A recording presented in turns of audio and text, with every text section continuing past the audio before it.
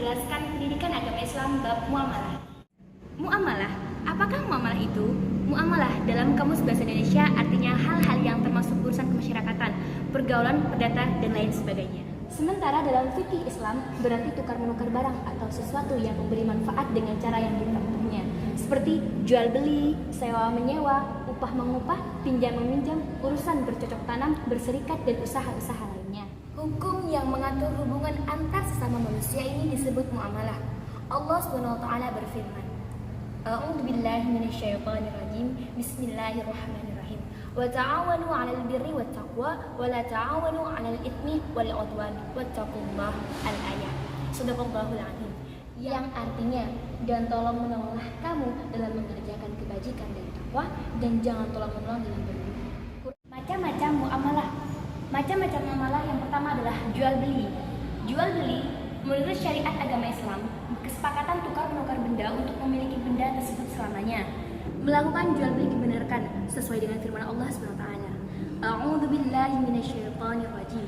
Bismillahirrahmanirrahim. Wa ahallallahu al-bai'a wa harrama riba. Yang artinya, dan Allah telah menghalalkan jual beli dan mengharamkan riba. Quran surah Al-Baqarah. Syarat-syarat jual beli. Yang pertama, penjual dan pembelinya haruslah baligh, berakal sehat, atas kehendak sendiri. Yang kedua, uang dan barangnya haruslah, yang pertama harus halal dan suci, yang kedua harus bermanfaat, yang ketiga keadaan barang dapat diserah terimakan, yang keempat keadaan barang diketahui oleh penjual dan pembeli, dan yang kelima milik sendiri. Yang ketiga ijab qabul, seperti pernyataan penjual dalam video berikut ini. Saya jual barang ini dengan harga 15.000. Baiklah, saya. Dengan demikian berarti jual beli itu berlangsung dengan suka sama suka. Rasulullah SAW bersabda, sesungguhnya jual beli itu hanya sah jika suka sama suka. Hadis riwayat Ibnu Hibban. Selanjutnya, khiyar. Khiyar adalah bebas memutuskan antara meneruskan jual beli atau membatalkannya.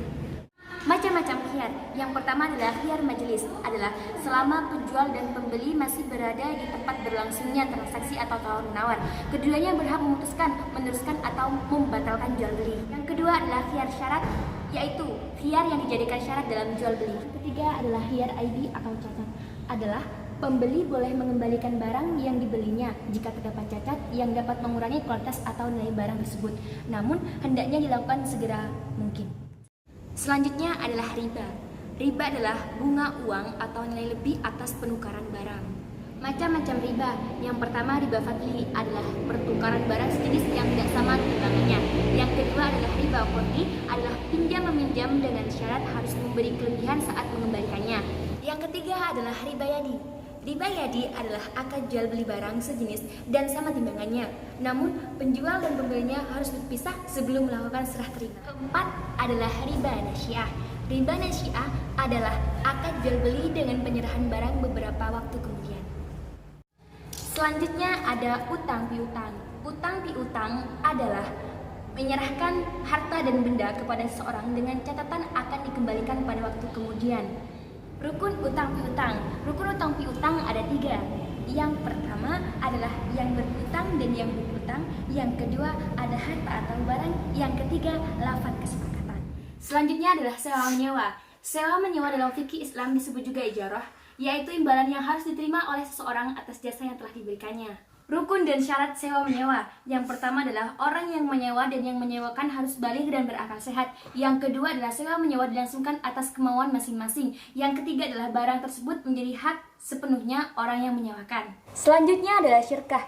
Secara bahasa, kata syirkah perseroan berarti mencampurkan dua bagian atau lebih sehingga tidak dapat lagi dibedakan antara bagian yang satu dengan bagian yang lainnya. Menurut istilah, syirkah adalah suatu akad yang dilakukan oleh dua pihak atau lebih yang bersepakat untuk melakukan suatu usaha dengan tujuan memperoleh keuntungan. Rukun dan syarat syirkah. Yang pertama adalah dua belah pihak yang berakad atau akidani. Yang kedua adalah objek akad yang disebut juga maqud alaihi, mencakup pekerjaan atau modal. Yang ketiga adalah akad atau yang disebut juga dengan istilah sirat. Macam-macam syirkah. Syirkah dibagi menjadi beberapa macam, yaitu yang pertama syirkah ainan, syirkah abdan, syirkah wujuh, dan syirkah mufawadah. Selanjutnya adalah perbankan. Bank adalah sebuah lembaga keuangan yang bergerak dalam menghimpun dana masyarakat dan disalurkan kembali dengan menggunakan sistem bunga. Bank dibagi menjadi dua.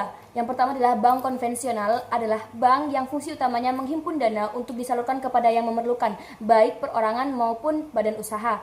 Yang kedua adalah bank Islam atau bank syariah, adalah bank yang menjalankan operasinya menurut syariat Islam. Selanjutnya adalah asuransi syariah. Dalam bahasa Arab dikenal dengan at-ta'min, yang berarti pertanggungan, perlindungan, keamanan, ketenangan, atau bebas dari perasaan takut. Dalam Islam, asuransi merupakan bagian dari muamalah. Kaitan dengan dasar hukum asuransi menurut fikih Islam adalah boleh atau jaiz dengan suatu ketentuan produk asuransi tersebut harus sesuai dengan ketentuan hukum Islam.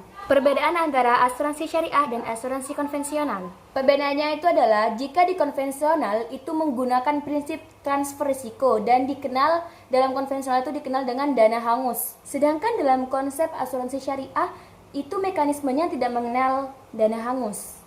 Itulah perbedaan antara asuransi syariah dan asuransi konvensional.